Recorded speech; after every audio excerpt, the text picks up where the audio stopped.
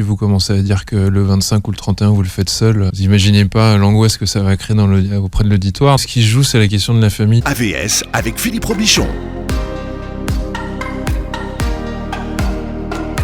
AVS, à votre santé et bonne fête à tous, puisque c'est la période des fêtes de fin d'année.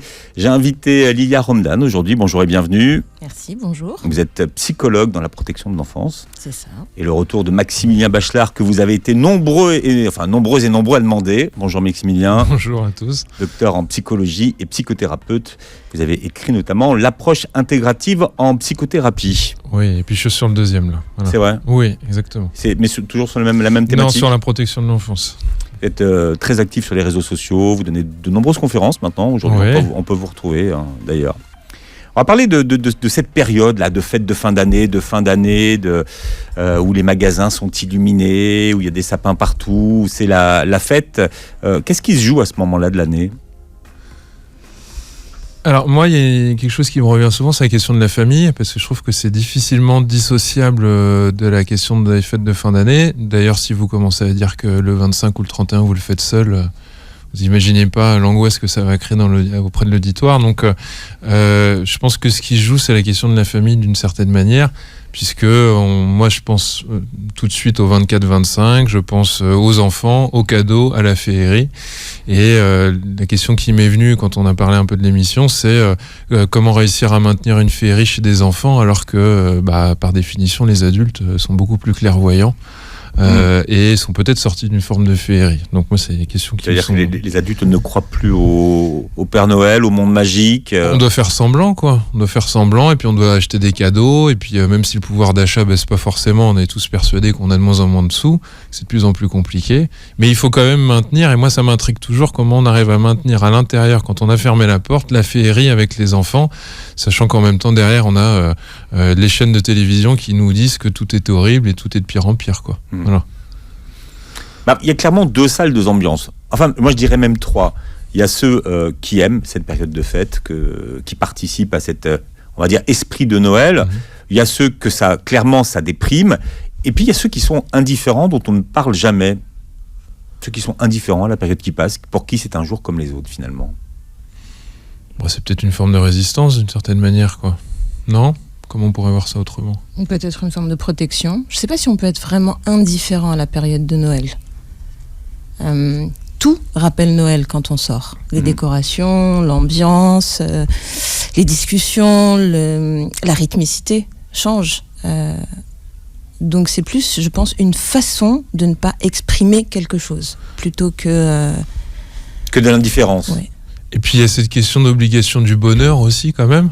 Où ça va pas, et puis finalement les gens sourient, et puis ça peut nous renvoyer au fait que c'est compliqué pour nous et qu'on n'a pas envie de feindre le bien-être, le bonheur et l'émancipation. Donc je crois qu'il peut y avoir peut-être parfois une résistance à ce niveau-là, quoi, où on n'a pas envie de faire comme si, quoi. Certainement pas à ce moment-là, quoi. C'est ça, c'est ne pas participer à cette obligation, cette injonction de faire la fête. Ouais, je crois qu'il peut y avoir quelque chose comme ça, et puis après, c'est mon point de vue, mais le flot d'informations est toujours de plus en plus négatif, quand même. Et puis d'un seul coup, tout s'arrête. Et puis on vous dit, c'est la fête, c'est Noël, allons-y, mangeons du foie gras. Ça devient compliqué, cette histoire, quoi, finalement, de passer d'un truc à l'autre, quoi. Enfin, moi, je trouve que la transition est de plus en plus raide. Alors peut-être que c'est ma perception des choses, peut-être que les informations sont pas plus négatives, mais elles me semblent de plus en plus négatives. Et en même temps, il y a une sorte de trêve comme ça, où allez, on fait une pause, on n'a plus de problème, on fait tous comme si on rigole. Et après, il y a janvier qui arrive, quoi. Donc il y a quelque chose comme ça qui est compliqué pour moi, cette transition. D'abord, on appelle ça la trêve des confiseurs, d'ailleurs. Elle a un nom, cette trêve. Ouais. Lilia ? Je sais pas, moi je suis pas aussi tranchée que Maximilien. Ouais. Il parlait de féerie au début. Et pour moi, Noël, c'est vraiment ça. C'est-à-dire que c'est une parenthèse temporelle qui permet aussi à un moment donné d'oublier toutes ces injonctions qui font partie de notre quotidien et du coup qui permettent de se ressourcer pour aussi aborder autre chose autrement. Alors on pourrait aussi dire que c'est du déni si on avait envie d'être tout à fait dans la prolongation de ce que pense mon collègue, mais voilà, pour moi la féerie c'est ça, c'est de faire cette parenthèse dans le temps, dans l'espace qui n'est pas très simple, si on parle là tout de suite maintenant des grèves, de tout ce qui est en train de se jouer sur l'avenir et tout. ça va permettre de mettre de côté quelque chose pour pouvoir le réaborder autrement après. Voilà. Bon, un espace, un temps de récupération. Oui. Ouais. Aussi. Ouais, je vais faire le mec négatif, puisqu'apparemment Lydia est positive, mais c'est aussi le moment quand même où on va reconvoquer toute la question familiale. Donc on va revoir maman qui va encore crier parce que ça fait 4 heures qu'elle fait à manger, papa qui reste dans le salon et qui se fait engueuler par maman, les grands-pères, les oncles, les cousins, les tantes, tous les problèmes qu'on voulait peut-être à certains moments pas régler. On peut imaginer que dans certaines familles, il n'y a pas de problème, pourquoi pas, mais on est obligé d'être convoqué autour d'une table quand même. Donc ça aussi, c'est quand même un élément qui n'est pas forcément facile, puisque d'une manière ou d'une autre, comme on dit, moi j'ai pas envie de voir ton frère, j'ai pas envie de voir ma belle-sœur, j'ai pas envie de voir mon oncle, et qu'on est obligé, et c'est une injonction quand même. C'est une injonction. Et que c'est compliqué de dire, bah écoute maman, moi je viendrai pas à Noël parce que ça me saoule, j'ai pas envie de voir mon frère. Donc il y a un truc où cette obligation quand même si on n'est pas obligé d'être heureux, on va quand même être obligé d'être convoqué dans un même endroit, comme au tribunal, avec une injonction où on n'a pas le choix, on doit y être, quoi. Et où on devra faire semblant d'être heureux, ou on peut venir avec sa tête des mauvais jours?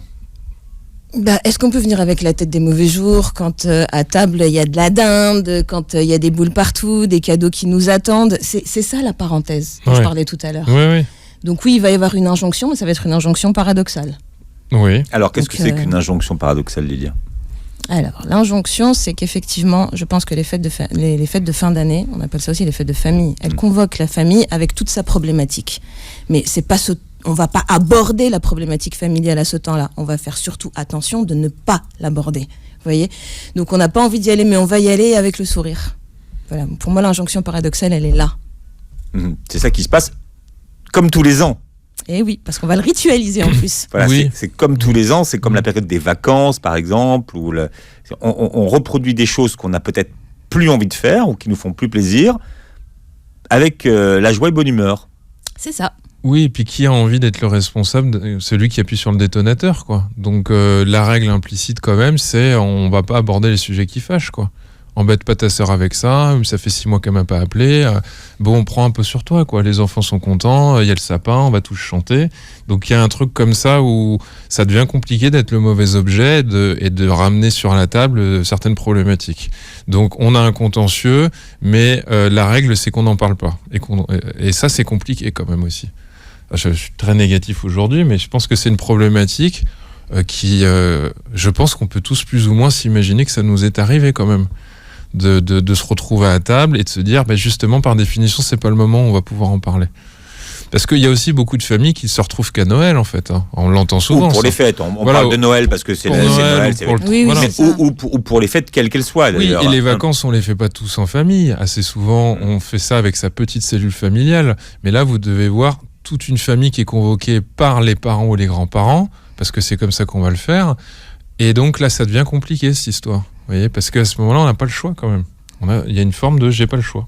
Oui, il y a une forme de j'ai pas le choix, puisque ce qui est convoqué, c'est l'identité familiale en plus. Chaque famille a son repas de Noël, a ses petites habitudes pour Noël. Il y a ceux qui ouvrent les cadeaux avant le repas, ceux qui vont les ouvrir après. Donc, comment venir dire, finalement, à ce moment-là, où on représente tout ce que l'on est, moi, je fais pas partie de ça. C'est pas possible. C'est pas possible de le faire. C'est-à-dire que quelqu'un qui voudrait dire moi cette année finalement je reste chez moi, je vais regarder Netflix toute la soirée, c'est compliqué. À mon avis, c'est compliqué. Quand je dis c'est pas possible, c'est quand je rebondissais sur la phrase de Maximilien qui disait on veut pas être celui qui appuie sur le détonateur. C'est une place pas simple. Donc du coup, c'est plus facile de venir faire comme tout le monde. Oui, parce qu'en plus, vous êtes en train de casser un moment, je reprends Noël, mais ça peut être autre chose, vous cassez un moment de féerie pour les enfants. Donc je veux dire, celui qui fait ça est immonde. Donc ces petits problèmes, il faut qu'il les garde, même s'ils sont très importants. Donc il y a quelque chose qui contentionne un peu tout le monde et qui, pour moi, devient compliqué à ce moment-là, quoi. Voilà. D'autant qu'il faut penser aussi aux familles qui ne se réunissent jamais, sauf à ce moment-là. Parce qu'après, ça dépend de comment on fonctionne dans nos familles. Mais moi, si je vois toute ma famille tous les 2 mois, Noël, bon, pourquoi pas. Mais si je ne vois jamais mon frère qui est à 3000 km, c'est pas le même enjeu aussi quand même, quoi. Ça, c'est toute une histoire aussi quand même, parce qu'on se le représente pas de la même manière quand on ne voit les gens que parce que nos parents nous ont dit de venir avec nos enfants et que ma mère a appelé mon frère et ma sœur. C'est parce que les parents l'ont demandé. Et on le sait très bien. vous connaissez cette problématique, on l'a déjà entendu aussi. Papa ou maman n'est plus là, est décédé. Bah alors pourquoi on se réunirait, quoi? Enfin, je veux dire, c'est toujours maman qui l'a voulu, quoi. Ouais. Maman l'a toujours voulu, elle aura aimé ça. Et puis il y a le frère qui dit mais moi je m'en fous. Et puis la sœur qui dit oui mais au moins pour maman on aurait dû le faire, quoi. Donc il y a quelque chose où une forme d'obligation quand même. C'est pas parce que c'est une obligation que c'est mal vécu, mais on est quand même convoqué, quoi. Je pense que les gens sont convoqués. Et ça, c'est quand même une variable importante. C'est clair. Si on fait le parallèle avec le domaine dans lequel on intervient, des familles qui sont souvent en très grande difficulté, qui ne voient pas leurs enfants toute l'année, la période de Noël représente quelque chose de très particulier. On voit une augmentation des demandes d'accueil de la part des parents, où on voit, et c'est la période la plus compliquée pour les professionnels qui interviennent auprès d'enfants placés, parce que le nombre de fugues ou de passages à l'acte augmente pendant la période de Noël. Même si ce sont des enfants qui n'ont pas l'habitude de voir leurs parents, qui n'ont pas de lien avec leurs parents, mais on voit bien que dans l'inconscient collectif, ça convoque à la famille. Ouais. Ça convoque à un temps convivial, même si la famille est chaotique, ne l'a jamais vécu. Chaque année, on se dit, cette année, ça va être possible. Enfin, voilà. Quand vous dites qu'on voit une augmentation des passages à l'acte, c'est-à-dire vraiment le soir du réveillon, ou c'est sur toute la période que ça s'accroît? Je pense que ça commence avec l'illumination des sapins, ça vient crescendo, et entre le 23 et le 26, il y a une vraie augmentation, parce que du coup c'est le moment où les enfants sont censés rentrer en famille, ou être avec leur famille, ou finir les préparatifs de Noël.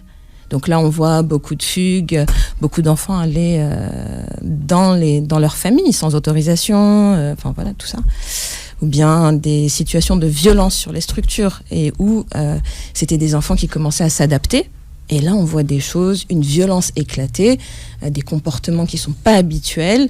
Et quand on commence à discuter, on voit bien que ce qui est en jeu, c'est ça, le non-retour en famille, le non-lien. Et en même temps, c'est la période de Noël, vous voyez, donc c'est assez dichotomique pour les enfants. Ça vient titiller quelque chose, quoi. Et puis après, même très, très pragmatiquement, vous êtes avec des professionnels qui vous encadrent et vous n'êtes plus dans votre famille. Alors, c'est qui ma famille? Il y a un jeune qui est retourné en famille, pas moi. Normalement, on ouvre des cadeaux. On pourrait dire, on va faire une grande fête avec tous les jeunes dans le foyer, mais sauf que certains vont adorer et d'autres, au contraire, ça va les mettre très mal parce que ça va leur rappeler qu'ils ne sont pas avec leur famille. Donc, pour moi, c'est très compliqué de pallier la famille et les fêtes de fin d'année, quoi. J'ai énormément de mal. Le 31 est autre chose, évidemment. Oui. Le 31 est autre chose, mais alors le 24-25, excusez-moi, mais quand vous parlez de Netflix, Philippe, moi ça me fait sourire. Est-ce que vous imaginez quelqu'un pouvoir dire, moi je vais regarder une série sur Netflix? Non. Je l'ai entendu pour la première fois l'année dernière, où il y avait des gens qui faisaient des soirées Netflix, carrément, et assumer. Ah oui, mais je suis pas persuadé qu'ils l'assument complètement auprès de leur famille. Moi, intuitivement, je les imagine plutôt inventer n'importe quoi. Pour qu'on leur foute la paix en disant écoute maman, je suis désolé, on va aller à tel Noël chez les voisins, et je suis pas sûr que ce soit facile de dire écoute papa maman, moi j'ai envie de me mater une série, j'ai pas envie de venir. Je pense que c'est quand même sacrilège, quoi. C'est un attentat terroriste de faire ça, quoi. Dans une famille, on peut pas faire un truc pareil. Enfin, il me semble. Oui, mais moi, je partage tout à fait ce que tu dis. Mais du coup, je me demande, si cette personne, quand elle passe la soirée devant Netflix, est-ce qu'elle le fait en étant heureuse? Non, j'ai du mal à imaginer. Heureuse sous la couette. C'est ça. Seule, avec cette image qui convoque tout de suite. Enfin, moi, la Netflix, la couette, ça me fait penser à la dépression. Ou vous voyez, quelque chose de l'ordre de la séparation amoureuse quand on déprime vraiment là toute seule dans son lit, voilà. Il y a cette question qui revient sans cesse, et toi tu fais quoi pour les fêtes? Alors effectivement, Noël et 31, ça convoque pas vraiment les mêmes choses. Non, pour moi, Noël, ça convoque effectivement la famille, mais le 31, ça convoque les amis, la vie sociale, l'épanouissement, la nouba, c'est pas tout à fait la même chose. Le groupe, mais pas tout à fait de la même façon. Non, mais c'est vrai que quand les gens me disent parfois le 31 c'est avec ma famille, ça me fait un truc bizarre, moi. C'est clairement défini. Pour moi. Chez vous, c'est pas un jour dans la famille, dans ma famille, et un autre jour dans la famille de ma femme. Non. Le 31, moi, je l'imagine festif avec les potes. C'est 31 copains, 24 familles. Mais on fait quoi des parents? Alors on laisse tout seul le 31, quoi? Mais moi, j'associe ça, c'est étrange. Ouais. Et j'associe souvent à je veux pas laisser mes parents. Mais bon, c'est moi, je sais pas, parce que moi j'ai jamais fait le 31 avec les parents, quoi. Donc voilà. Mais c'est assez délimité. Je sais pas si c'est pareil dans d'autres pays d'ailleurs, ou si c'est peut-être que nous d'ailleurs qui. Mais je crois pas. Hein. Là, franchement, tu me poses une colle. J'avais jamais pensé à ça. Eh ben oui, mais on est là pour penser à ce qu'on pense pas. C'est le but. Voilà. Comment est-ce que vous expliquez que quelque chose qu'on aime tellement quand on est petit, a priori, quelque chose qu'on aime beaucoup moins quand on est adulte? La mauvaise expérience. Qu'est-ce qui s'est passé entre-temps? Ouais. Ouais, un souvenir d'une mauvaise expérience. Pour basculer comme ça de quelque chose qu'on aime, qu'on apprécie, à quelque chose qu'on n'aime pas. Parce que quand on est petit, on aime Noël, enfin toutes les fêtes où il y a des remises de cadeaux, les cousins, tout ça. C'est ce qu'on y associe. On l'organise pas non plus aussi. Hein. Donc on se tape pas la queue pendant 3 heures pour récupérer un jouet. On va pas s'ennuyer avec le foie gras que la belle-mère elle va pas aimer parce qu'elle est végane. Enfin, je veux dire, c'est beaucoup plus. On n'est pas dans le même truc quand même. On n'est pas dans l'organisation. On reçoit. C'est vrai que ça a changé. En quelques années, finalement, c'est plusieurs menus qu'il faut organiser. Mais clairement. Moi, j'ai souvenir de l'année dernière, je crois, j'ai dû faire un Noël et puis il y avait quelqu'un qui était végane, quoi, sur 20 personnes. Bon, bah voilà. Bon, bah moi je cuisine, donc je me suis amusé à trouver autre chose, mais en même temps je me suis dit ça me fatigue, quoi. Il a fallu qu'on adapte un plat particulier, quoi. Bah, c'est clair qu'entre s'asseoir, mettre ses pieds sous la table, savourer le repas, recevoir les cadeaux et passer de l'autre côté à préparer, faire les courses, faire en sorte de faire plaisir à tout le monde, on n'aborde pas la question de la même façon. Oui, on est organisateur de soirée, donc il faut qu'il y ait un indice de satisfaction qui soit assez élevé quand même à la fin. Faire plaisir à tout le monde, ça c'est un bon sujet finalement. Est-ce qu'on peut faire plaisir à tout le monde? Par définition, les gens sont jamais contents. Ouais, puis ça fait un peu film de Bacri, je trouve. On peut imaginer la famille qui fait la gueule après dans la cuisine, alors que tout va bien. Exactement, tout va bien devant les enfants. On les met devant les jeux vidéo, devant le Père Noël et tout, mais finalement les conflits suintent. Moi, ça me fait penser à un truc à la Bacri, quoi. Voilà, ouais. Donc est-ce qu'on peut mettre tout le monde d'accord? Est-ce qu'on peut rendre tout le monde heureux à Noël?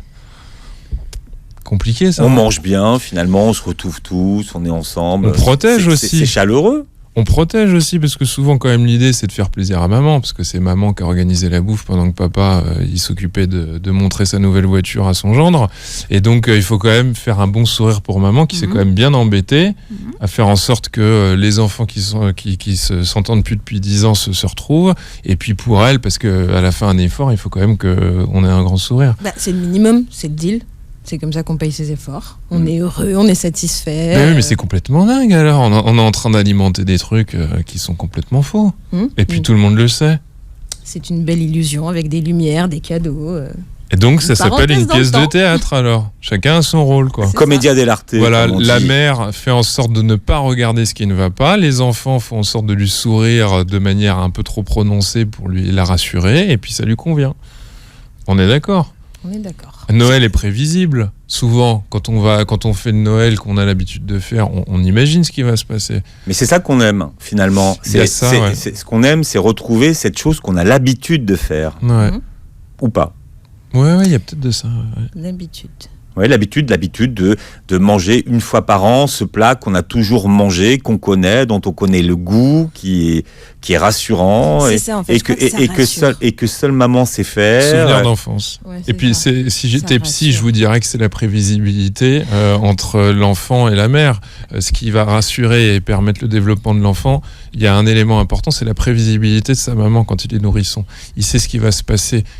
La mère va pas faire des trucs complètement dingues, elle a des rituels, et donc ça va permettre de caler l'enfant sur quelque chose de rassurant. Et c'est vrai que si je sais que ma mère va me faire les fameuses pâtes ou sa fameuse bûche, il y a quelque chose aussi du goût qui vient se convoquer. Il y a le sensoriel. Voilà, sa fameuse spécialité. Voilà. Ouais. Même si on sait c'est pas très bon, ça nous fait tous rire, on l'a tous aimé d'une certaine manière. Il y a quelque chose comme ça, même si c'est pas terrible. Ouais. Mais elle est tellement heureuse quand elle nous le montre. Elle reconvoque le sourire qu'elle nous donne jamais dans l'année. Et puis les adultes de 40 ans ont l'impression d'avoir 10 ans autour de leur mère aussi, d'une certaine manière. Donc quelque chose comme ça. De 30, de 40, de 50 peut-être d'ailleurs. Ouais. Quel que soit l'âge qu'on a, on a toujours 10 ans autour de sa mère. Il y a peut-être un peu de ça, ouais. Non ? Peut-être. Après, je suis pas objective. Donc, Lilia est en train de bloquer. Voilà. Lilia, vous avez convoqué mes résonances. Je suis partie en voyage. Bon, Lilia, vous préférez faire des cadeaux ou les recevoir ? Bon, si j'étais psy, je vous dirais bien sûr les faire. Moi, je préfère les recevoir. C'est vrai. Maximilien, vous ? Je crois que j'aime bien les recevoir aussi. Ouais, et vous aimez les surprises ? Ouais, alors moi j'aime beaucoup les surprises. En fait, j'aime donner quand je suis vraiment sûr que ça va toucher singulièrement une personne. Faire un cadeau parce que ça devrait lui faire plaisir, moi ça me plaît pas du tout. Je déteste ça. Moi, il faut que ce soit personnalisé. Vous voyez, moi quand je vous ramène Lilia ici, Philippe, ce qui s'est passé, c'est quand j'ai reçu le mail, instinctivement j'ai dit je dois y aller avec Lilia. Et puis en off, j'irai pas sans elle en fait. Voilà. Et là, j'ai eu une pression terrible. Donc, moi, pas du tout. Mais après, j'ai dit bon, Maximilien. Mais c'est-à-dire qu'il y a. Je vous fais confiance. L'objet devient fort à ce moment-là parce que il est pas interchangeable en fait. Et c'est la question du cadeau, pour moi, elle est importante. C'est que si ça vient pas toucher personnellement, autant filer un bon cadeau et puis dire tu te feras plaisir en pensant à moi. C'est ce que j'étais en train de me dire en répondant à la question, en fait. C'est pas ni de donner ni de recevoir. C'est ce moment où on va penser ce qui va faire plaisir à l'autre. Oui, et puis parfois, comment le surprendre. Parfois, on se rend compte qu'on n'en a aucune idée. À côté de la plaque. Non, mais d'accord. Parce que c'est vrai que la question des cadeaux à cette époque-là est centrale. Ouais. Maximilien dit c'est pas pareil de faire plaisir et de surprendre. Vous pensez pas à ce qui va faire plaisir, mais à ce qui va surprendre. Ah, c'est tellement meilleur. Ah oui, pour moi, c'est une invitation à la nouveauté, mais si c'est pour donner ce que je voulais, le fameux casque, ça fait 6 mois que j'en parle, je te l'offre, c'est très bien, mais moi, ça fait le soufflet, il retombe en fait. Je suis très content et en même temps, mon besoin est comblé. Mais moi, c'est pas un besoin que je viens combler chez quelqu'un. J'ai besoin de combler quelque chose qu'il ne voit pas chez lui. C'est peut-être un peu trop farfelu ce que je raconte. C'est la question du désir. Mais oui, mais c'est pas du besoin. Mais ce qui veut dire que vous y prenez du temps, vous y pensez, que c'est réfléchi, que c'est pas 5 minutes avant chez Sephora. Quand j'ai ce goût-là, en pensant à quelqu'un, je suis déjà heureux parce que je me dis, je vais préparer quelque chose qui va le surprendre et qui va nous amener sur un terrain qu'on connaît pas tous les deux et qui va nous plaire. D'accord. C'est pas la même chose puisque tu parles de Sephora, d'offrir. C'est intéressant. Je dis ça parce que je vois la queue. Je vois la queue 1 heure avant, le 24, et je me dis, mais voilà, c'est acheter pour acheter.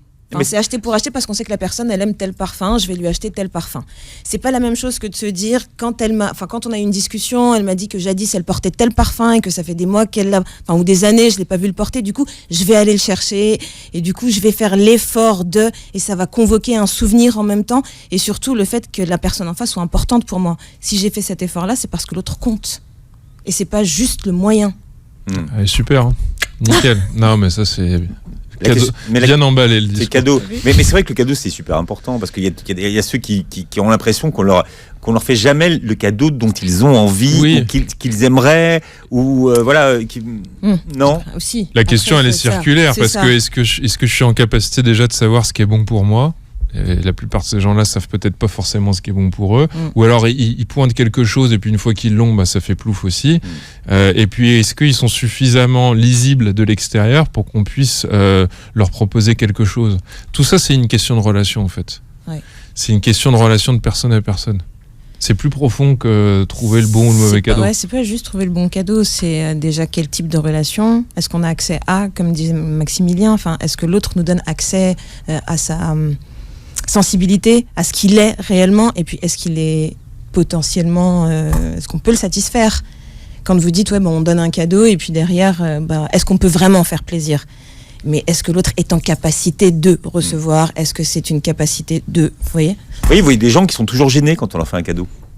Ils vous disent fallait pas. Vous voyez, ils disent pas ça fait plaisir, c'est super, tu as pensé, ils disent non, fallait pas, voilà. Recevoir des sentiments, compter pour quelqu'un, c'est pas simple. C'est ce qu'on se disait quand on dit c'est la place de la famille, ce qui est convoqué, l'illusion ou pas, c'est l'illusion d'exister, l'illusion de compter, d'être aimé ou aimable. C'est tout ça qui est convoqué à travers un petit cadeau. Ou un gros, parce que il y a des cadeaux chers parfois. Est-ce que plus tu m'aimes, plus tu me fais un cadeau cher ou évidemment. Je sais pas, moi là tout de suite comme ça me met mal à l'aise. Sauf que plus ça tu m'aimes, plus tu payes. Vous voyez, c'est bizarre. Évidemment, mais ça c'est Philippe qui nous met des pots de banane. Mais c'est le cadeau. J'ai la super paire de Nike par exemple. On parlait des casques. J'ai la super console. On se doute bien que tout ça, ça n'a aucun intérêt. Mais peut-être que ce qui est cher, c'est ce qui est puissant en termes d'émotion. Donc plus c'est cher, plus ça dit quelque chose, mais pas en termes de finances, je pense. C'est évident que vous pouvez pas payer votre dette en payant le truc le plus cher, en fait. C'est parce que là, on rentre dans une question de dette aussi. Voilà. C'est ça. Et que oui, si, vous êtes matérialiste, c'est clair que c'est très bien. Mais on sait très bien que, écoutez, une femme, vous lui offrez un bijou, ça fait tous les Noëls, elle a un bijou. Son mari, le 19 janvier, la prend dans ses bras, lui offre des fleurs. Ça fait 10 ans qu'il ne l'a pas fait. Et lui dit, écoute ma chérie, non seulement j'ai envie de toi, mais en plus on va au restaurant. Et celui que tu aimes, ça vaut 10 fois la bague à 900 € qui a été offerte le 24. Quoi. Enfin, et là, elle dit, c'est la surprise d'attendre le 19 janvier. Exactement. Mais c'est la question de la surprise aussi, c'est de savoir trouver qu'est-ce qui ferait plaisir à l'autre sans forcément être obligé parce que le 24, il faut faire un cadeau. Moi, je suis parfois un peu vicieux, mais il y a des moments où j'ai pas envie de faire de cadeau le 24, mais je vais en faire à un autre moment. Et je trouve que ça, c'est plus intéressant. De dire, tiens, j'ai pensé à toi. Oui, mais Philippe, vous ferez l'expérience. Le 12 mars, quelqu'un que vous aimez, vous lui offrez un cadeau qui va vraiment lui plaire. Et ben, ça aura 10 fois plus d'intensité pour moi que d'avoir la cérémonie des échanges de cadeaux du 24. Ça, pour moi, c'est un truc pour les enfants. Je le vois comme ça. Hein. Je suis un peu... Faut le réserver, à cet âge-là, c'est... je trouve que quand quelqu'un se dit tiens, je suis allé dans une bibliothèque, j'ai vu ce bouquin, j'ai pensé à toi, j'ai lu le résumé, je me suis dit que vraiment il y a quelque chose et que vous l'offrez à l'autre, et que vous faites ça en dehors de la date réglementée par l'État et l'histoire, et que vous le faites quand vous êtes prêt, quand il se passe un truc, mais ça vaut quelque chose en fait. C'est tellement plus puissant. Ben oui, parce que c'est la personne qui est convoquée. C'est pas la relation de la scène de oui, puis c'est la relation qui me pousse à vouloir alimenter la relation avec ce cadeau. C'est le canal est ouvert et j'attends pas le 24 pour pouvoir faire quelque chose. Le 24, tout le monde va recevoir un cadeau. Le 12 mars, peut-être pas.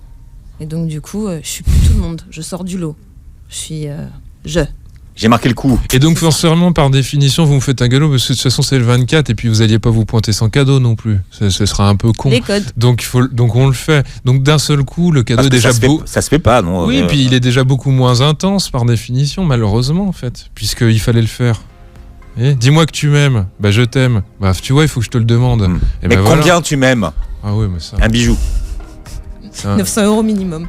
Minimum. Oui, voilà. C'est l'exemple qu'il a pris. Qu'est-ce qu'on peut dire aux personnes qui n'aiment pas les fêtes? Est-ce que ce sont des personnes différentes des autres? Si on devait faire un sondage, je ne suis pas persuadé que l'entièreté des gens répondrait qu'ils sont très heureux des fêtes. Déjà. Donc, donc ça, c'est quand même important. Enfin, moi, je le vois comme ça. Est-ce que ce sont des gens à part? Est-ce que ce ne sont pas des gens comme nous? Ce ne sont pas des gens plus libres. Oui, alors c'est peut-être... Ça pourrait être vu comme ça, ouais. Oui, mais ça pourrait être aussi un piège de se dire, moi je me conforme à rien, parce que se conformer à rien, ça peut devenir une nouvelle mode aussi. Parce que maintenant, être vegan, c'est plus... Enfin, je veux dire, c'est passé. On se démarque plus. On passe à autre chose maintenant. Enfin, ça, c'est l'année dernière. Oui, c'est trop tard. Tu vas avoir des soucis, toi. Oui, non, mais je veux dire, dans quelques années, quand il y aura des groupes de personnes qui se réuniront pour regarder des Netflix ensemble, des anti-Noël, ça deviendra une nouvelle mode, et puis après, ce sera old school, quoi. Est-ce que quand on n'aime pas Noël, on le dit? Noël, les fêtes, toute cette période en disant moi j'aime pas. Il y en a plein qui disent ça. Enfin, je sais pas, moi en consultation à mon cabinet, j'en ai plein qui arrivent en courant et qui me disent quelle horreur, je veux pas y aller, je déteste ça. Ça me fout les boules. Souvent c'est cette phrase-là. Je suis pas bien. Il faut que j'attende que ça se finisse pour passer à autre chose. C'est ça qu'on veut comprendre et savoir. Comment on peut agir et qu'est-ce que justement vous apportez à ces gens-là. Qu'est-ce que vous Comment vous les aidez? Alors déjà, c'est pas un motif de consultation, parce que sinon, il faudrait que je trouve techniquement un moyen de rendre les gens heureux, ce qui voudrait dire que... Vous savez, la ligne du Père Noël est une ordure. Oui, mais parce que je crois que à chaque fois, ce sont des gens qui m'ont rapporté à 100% des cas une envie de ne pas croiser des membres de leur famille, et tout simplement, quoi, en fait. Tout simplement, parce qu'ils ont associé ça à quelque chose de compliqué. Alors, ce qui les sauve à chaque fois, c'est de se dire, bon, allez, on va essayer de se donner un peu de contenance pour les enfants, et on va se décaler en essayant de s'occuper de l'arbre de Noël, en faisant un truc sympa, etc. Mais ça a été toujours, en tout cas pour ma part, ceux qui me disent, ça me fout les boules, je suis pas bien, c'est des gens qui m'ont rapporté des morceaux d'histoire compliqués, quoi. Tout le temps, enfin. C'est forcément, systématiquement, le schéma familial qui est compliqué. Pareil, dans ma pratique ou de mon expérience personnelle, quelqu'un qui vient vous dire je n'aime pas la période de Noël, parce que c'est une période. Il faut la passer, quoi. Voilà, il faut la passer. c'est la chaîne familiale qui est convoquée. Et les gens disent toujours, en tout cas ce que j'entends, on est obligé d'être heureux, on est obligé de sourire, on doit faire la queue comme des idiots et ça me saoule, on doit dépenser beaucoup d'argent, etc. Moi, je crois pas qu'il faille mettre un couvercle là-dessus et pousser les gens à aimer Noël, mais c'est un élément qui parle de l'histoire de la personne. Et je suis pas sûr qu'il faille mettre un couvercle et amener les gens à sourire et à dire allez, ça va passer. Non. Comment parce que je serais dans une forme d'injonction. Une sorte de contre-injonction où je renforcerais le fait que allez, on sourit, c'est Noël. Mais en quel honneur, en fait. Il y a qui disent que c'est un état d'esprit finalement. Bah oui, c'est fêtes de fin d'année. C'est la télévision. C'est la magie, c'est le miracle, c'est la féerie. Avec Noël. Ouais. Évidemment. Avec les fameux téléfilms. Alors c'est marrant parce que toutes mes ex à chaque fois étaient fans de ces trucs-là et à chaque fois elles m'ont toujours dit la même chose. Ah ben je l'ai déjà vu il y a 2 ans, j'ai déjà vu il y a 1 an, à croire qu'il y en a 25 à peu près qui tournent en rond sur toutes les chaînes. Il y a Sans famille, Maman j'ai raté l'avion, exactement. La Boum. Ah non mais moi je te parle pas des vrais films, je te parle des petits films à petit budget américains mal doublés. À Noël oui. Voilà, et qui tournent toujours en rond et à chaque fois toutes mes ex m'ont toujours dit la même chose et c'est drôle. Ah ben je l'ai déjà vu mais j'adore, j'ai envie de le revoir. Après-midi M6. Exactement. Mais parce que, je sais pas, c'est ce qui est convoqué, c'est finalement l'illusion du bonheur. Ouais. Dans les téléfilms. Mais tu vas y croire, bordel. Ouais. Non, mais les familles. Alors quand est-ce que tu t'arrêtes ? Ouais, voilà, c'est les familles heureuses, tout se passe bien. Il y a le break, le chien, le sapin, le feu dans la cheminée. Voilà. Qui surprend. Et les patins à glace, quoi. Ouais, c'est ça. Parce qu'elle est en rupture depuis 2 ans et puis qu'elle tombe sur un beau gosse. Voilà. Ce jour-là, elle n'est pas coiffée en plus, elle a un bouton sur le nez. Exactement. C'est l'heure des bilans aussi, cette période de l'année. Ça vous parle, là, le bouton sur le nez ? Ça te fait sourire, mais oui, mais parce qu'elle va prendre son avion pour Dallas et que forcément il y a une grève et qu'elle est bloquée et que le type arrive comme par hasard et qu'il fait la queue avec elle et qu'elle appelle sa mère et qu'elle lui dit mais embrasse-le, qu'est-ce que tu fais ? Et au bout d'1 heure et demie, elle le fait. Et on se dit, mais en même temps, elle était partie avec un connard, quoi. Et là, elle est partie avec quelqu'un de bien. Mais c'est ça. On va faire des scénarios. Allez. D'accord. C'est l'heure des bilans aussi, cette période de l'année. Des bilans comptables, non ? Et des bilans comptables, entre autres. Et le bilan de l'année qui s'est écoulée, de ce qu'on a fait ou pas fait, ou voilà, ce qu'on a fait de sa vie. Moi, je trouve ça marrant parce que c'est la période des bilans d'activité, donc je trouve que ça en dit long. Dans les établissements, ouais. D'accord. C'est la période des bilans d'activité. Donc, effectivement, oui, ça convoque à faire un point sur là où on en est de l'année, de soi.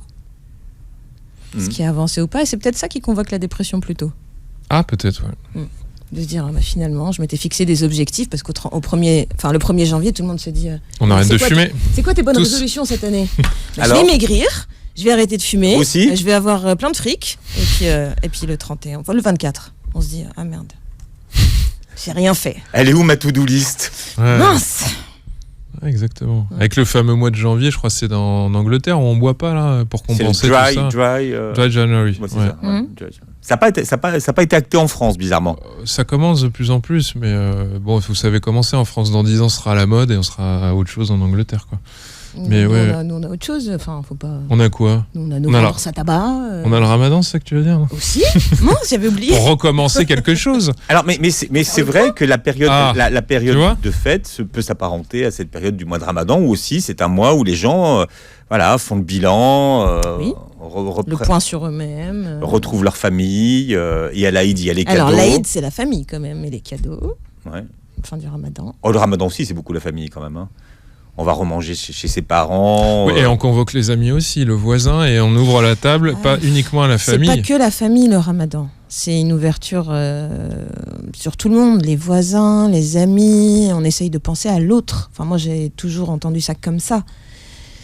Petite mise au point théologique, c'est pas de mal. Ce qui voudrait dire que Noël n'est pas un moment où on pense à l'autre, alors c'est ça. Non, je les ai pas mis en opposition. Par contre, ce que je dis, c'est qu'on pense d'abord à la famille. Et puis à ceux qui n'en ont pas, par exemple, de famille. C'est ça qui est convoqué. À Noël ? Ouais.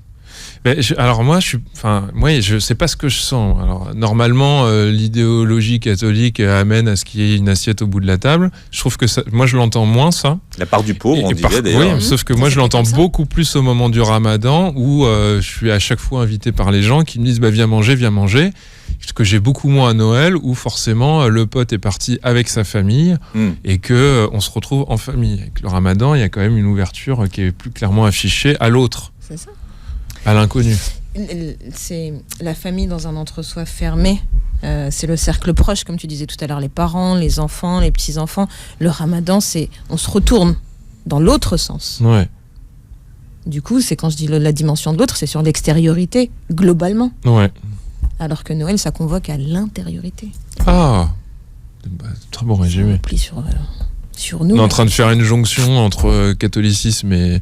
Ah, c'est nickel. Et l'islam. On a une émission ah bah voilà. interreligieuse. Bon, bah voilà. Lilia, on va vous inviter. Avec plaisir. Est-ce qu'il y aurait un truc pour ne pas tomber dans cette déprime passagère ou pas du tout? Il faut la vivre. Des médicaments. Moi, je vois pas d'autre chose. Un bon psychothérapeute. Ils sont pas là en période de fête, à mon avis, ils sont pas tous là. Mais est-ce qu'il y a des trucs finalement pour passer cette période? Des trucs. C'est-à-dire, quand je dis des trucs, c'est sortir de chez soi alors qu'on a envie de rester dedans ou Les gens ont trouvé le truc, ils achètent sur Internet déjà, pour pas se taper la queue. Alors, c'est déjà un truc. Je sais pas s'il faut le proposer. Je sais pas s'il y a des trucs, mais en tout cas, s'il y a un conseil, c'est s'écouter. Parce que, en fait, ce qui va être un truc, si c'est sortir parce que c'est beau et décoré, ça va reconvoquer ce qui finalement met mal aussi. Donc, à chaque fois, on a la double interprétation. Donc, peut-être s'écouter. Parce que là, on est face quand même à une solitude. Donc, finalement, les gens sont seuls chez eux. Une solitude ou un repli? Parce qu'il y a quelque chose qui est convoqué. C'est pas tout à fait la même chose. Oui, puis c'est pas la même chose. Une solitude, ça peut être aussi très bien vécu. Enfin, c'est pour ça, s'écouter. Ouais. Donc finalement, on peut bien le vivre. Oui, et puis même, je pense que même en allant faire les fêtes, on n'est peut-être pas obligé de le faire exactement comme on nous le demande, quoi. On n'est peut-être pas obligé de faire la bûche exactement de la même manière, et puis on n'est peut-être pas obligé de s'asseoir précisément comme on nous le demande aussi. Peut-être que la question d'être un peu créatif et de faire autrement est peut-être pas inintéressante aussi. Parce que vous savez comment ça se passe, hein. Tu sais faire la bûche, ça fait 5 ans que tu l'as fait, et en même temps ça te fatigue, mais personne ne veut la faire. Donc je crois que c'est aussi cette question, la rigidité. C'est-à-dire qu'il faut pouvoir trouver un équilibre entre la prévisibilité, les souvenirs qui rassurent, mais en même temps, ça peut être un peu chiant, donc pourquoi on pourrait permettre un peu de créativité et de se dire, on va faire autrement cette année. Cette année, on va inviter des gens, ou cette année, on va ouvrir les cadeaux dans notre moment, on va faire un repas complètement différent, parce qu'en fait ça nous fatigue tous d'avoir envie de vomir le lendemain après avoir mangé des kilos de nourriture. Donc je trouve que là on peut se retrouver, mais on peut un peu modifier la règle sans être obligé de suivre un peu comme des moutons ce qui apparemment ferait plaisir à maman, quoi. Oui, mais là on est dans le changement quand même. Mais c'est ça, entre deux, on pourrait peut-être aussi, sans forcément tout faire exploser, se dire mais pourquoi on ferait pas un peu différemment, quoi. Oui. Moi, je le vois comme ça. Hein. On essaye de créer un espace pour soi dans le collectif. Enfin, l'équilibre, il est là. C'est ne pas chambouler complètement la dynamique globale tout en essayant d'exister et de ne pas être effacé dedans. C'est un peu, je crois, cet équilibre qu'il faut trouver. Alors là, aujourd'hui, maintenant, il y a tout se joue, enfin pas tout, mais beaucoup de choses se jouent sur les réseaux sociaux avec toutes ces photos, les fêtes sur Insta, sur les réseaux sociaux. Donc finalement, les gens qui ne font pas se sentent encore plus différents que les autres, qui affichent, vous voyez, cette forme de c'est les fêtes, on est heureux. Ouais, pas très réseaux sociaux, c'est ça?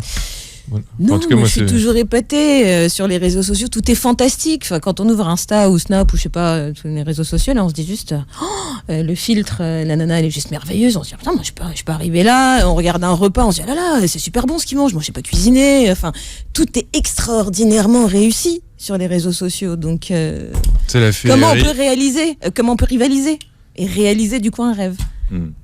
Donc c'est finalement 365 jours par an, c'est la féerie quand même, les réseaux sociaux. Donc il y a quand même quelque chose de compliqué, quoi. Et de faux. C'est peut-être ça la vérité, c'est de vivre 365 jours par an sur les réseaux sociaux. Finalement, comme ça, c'est toujours l'esprit et la magie des fêtes. Il y a un moment sur Facebook, on avait évalué, il y avait une étude où, passé un certain niveau d'amis, le sentiment harassant de dépression ou de solitude montait de façon exponentielle chez les gens. C'est-à-dire que arrivé à un certain niveau, en fait, ça prouvait que vous étiez en lien avec personne. Vous voyez ? Donc évidemment, il y a cette illusion du virtuel où on se dit je suis connecté. Bon, quel est l'intérêt de s'envoyer des photos ? On se doute bien que ça va pas bien loin et puis que ça retombe après par la suite. Donc moi je pense qu'il faut les bannir, mais bon après c'est autre chose. Je trouve que c'est dommage. De la même manière, c'est toujours compliqué de partir en vacances et de passer son temps à regarder à travers son caméscope ou son portable la magnifique statue dont on sait même pas le nom, on n'est même pas au courant. On n'est même pas au courant. C'est pas ça qui est important. Voilà, donc évidemment, vous recevez un cadeau. Moi, mon premier réflexe, c'est pas de le prendre en photo pour le partager à la terre entière, dont tout le monde se fout en fait. Mais donc, c'est pas la réalité en fait. Ouais. C'est ça qu'il faut qu'on se dise. Ouais. C'est que ce qui est proposé, c'est pas la réalité. Donc forcément. Puis il y a un moment donné où quand on est, enfin, je vais être un peu dur, mais si on est suffisamment à l'aise et tranquille avec ce qu'on a, on n'a peut-être pas besoin de le partager tout le temps à tout le monde. Qu'est-ce qu'on en a à faire, quoi. Enfin, je veux dire, à quoi, quelle est la plus-value que je monte à la terre entière, que j'ai réussi ça, que j'ai ci, qu'on m'a offert ça. Bon, merci bien, quoi. Puis on est dans un échange d'images où il y a même pas de comparaison, il y a pas d'histoire, il y a rien qui est dit, c'est pas très pertinent. En fait. Non, il y a pas de lien. Mais bon, il y a une existence et puis on essaie de rivaliser, quoi. Mais Voilà. bon, Le mieux, c'est d'écouter Beurre FM parce que nous, on est là pendant les fêtes, au moins. C'est le conseil. Ouais, non, moi je dis c'est le conseil. C'est le conseil. Maximilien, vous faites quoi pour le 31 ? Alors le 31... c'est quoi le concept de cette année ? C'est-à-dire que le 31, pour moi, il n'est pas fixé cette année. On m'en a proposé quelques-uns à différents endroits. Quand même, vous avez une vie. Donc, voilà. J'ai une vie, j'ai eu 3 propositions que j'ai déclinées et je vais prendre ma voiture et je vais rouler. C'est l'image que j'ai. Alors vous allez partir d'où ? Je vais partir de Seine-et-Marne et puis peut-être, c'est pas sûr, mais mon petit délire là, c'était de partir en Normandie. Là. Mais pour aller où ? Au bord de l'eau. Ah, au bord de l'eau. Oui. C'est s'il y a de l'essence, ça. Attendez, quand vous décrivez ça, c'est extraordinaire quand même. Parce que j'étais pas très chaud pour faire comme d'habitude. Mais en fait, je sais pas. Hein. Ce qui est intéressant, c'est ce que je suis en train de rêver. Ça se trouve, je vais rester chez moi et je serai très heureux. Devant Netflix. Voilà. Sous une couette. Non. Sous une couette. Non, avec un un pot de glace. pyjama en pilou. Non, mais on verra ce qui va se passer. C'est-à-dire que le 24 est prévu, mais alors après le 31, je m'en fiche un peu. Rebelle. Je Non. roule avec ma voiture Non, et mais je vais c'est- shabadabada. mais Les c'est- cheveux dans le vent. mais c'est-à-dire que je me laisse la porte ouverte à quelque chose d'autre. Après, chacun se le raconte comme il veut, mais moi, c'est ce que je me dis. Voilà. Merci Lilia, merci Maximilien de vous être arrêté à cette période de fête sur Beurre FM.